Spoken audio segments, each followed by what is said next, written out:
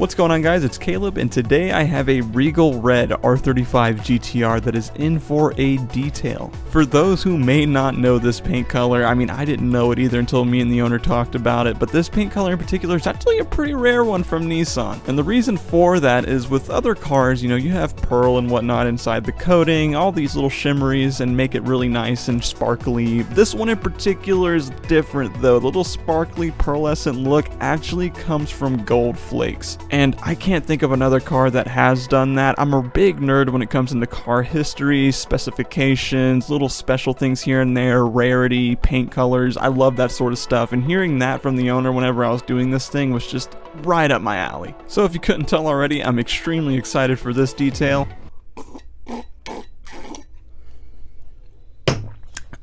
But before we go any further, guys, if you could just take a real quick second and like the video, go ahead and press subscribe and go ahead and ring that bell. This is another one of those videos I said in the last one that I'm really excited for. If you follow me on Instagram, which you 100% should, I even did a poll, like, would you guys rather see a BMW Z3 or would you rather see the GTR video this week? And overwhelmingly you guys said the GTR, so here we are doing the R35. This is in a Regal Red, which is just so nice. But seriously, if you follow me on Instagram, guys, if you're into cars like I am, like when you see an R35 and you go, oh yeah, follow me there. I'm a car photographer. I take a lot of pictures of cars. We always go on photo shoots and cruises, and plus you get a little bit of the inside scoop on what I'm doing here on YouTube, especially with editing and whatnot. I never really plug it, but yeah, right now though, we're on YouTube, so go ahead, sit back, relax, let's get these wheels nice and cleaned and get this car looking phenomenal.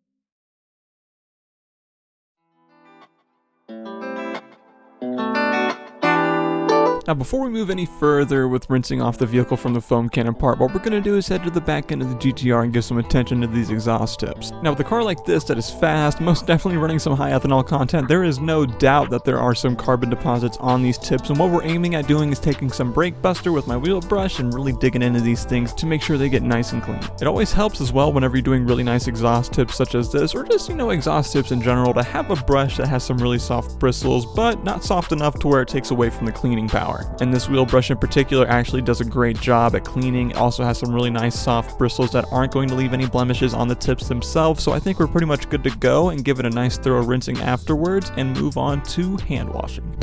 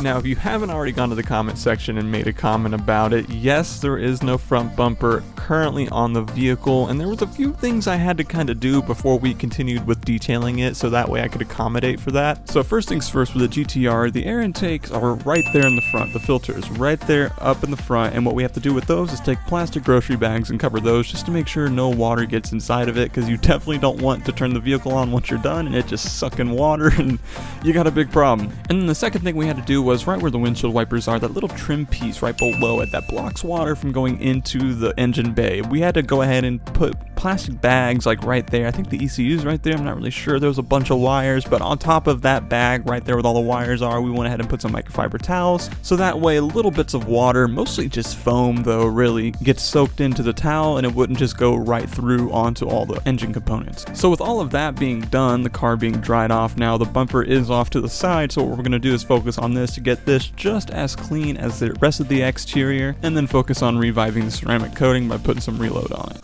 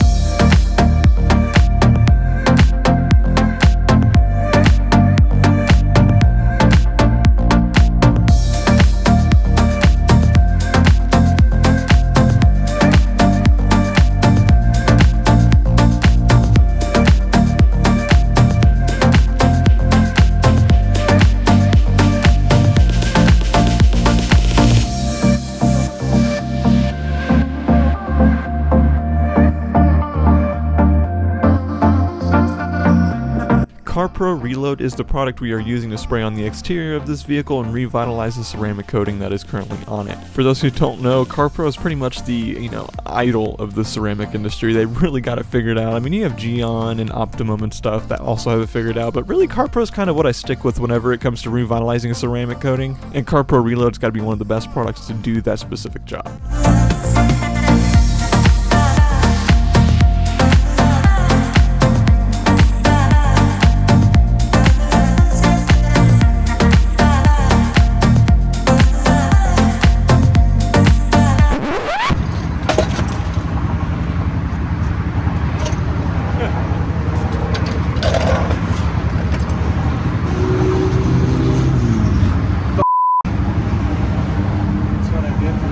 Silly for YouTube, man. Damn.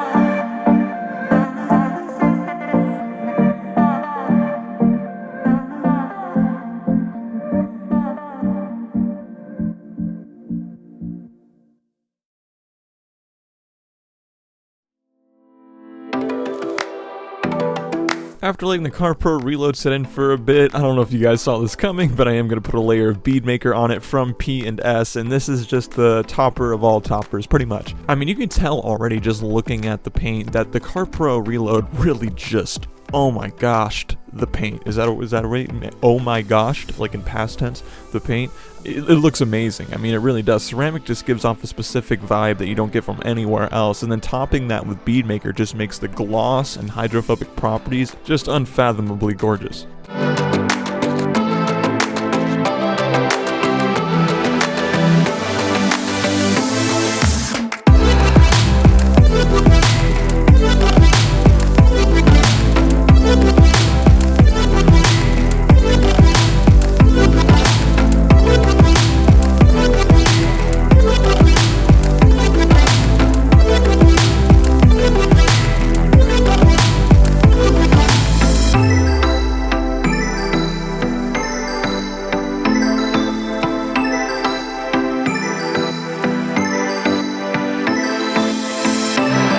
And everything we did to the body, we're going to go ahead and do to the front bumper. But other than that, we've pretty much reached the end of the detail. Guys, seriously, if you enjoyed this, please go ahead and show me by leaving a like, go ahead and press subscribe, and go ahead and ring that bell for me if you could. Doing one of those things would help me out tremendously, you have no idea. This car turned out phenomenal, and now putting on some Chemical Guys VRP as a tire dressing, it really just wraps everything up and makes it look, oh man, that Regal Red is just amazing. So yeah guys, go ahead and stick around for the ending cinematic that I usually do if you really want to see how the car turned out. I may have a video of the wheels that were actually going on this. I went ahead and revived the ceramic coating on those too, so stay tuned for that. Thank you guys so much for watching, and I hope to see you next week.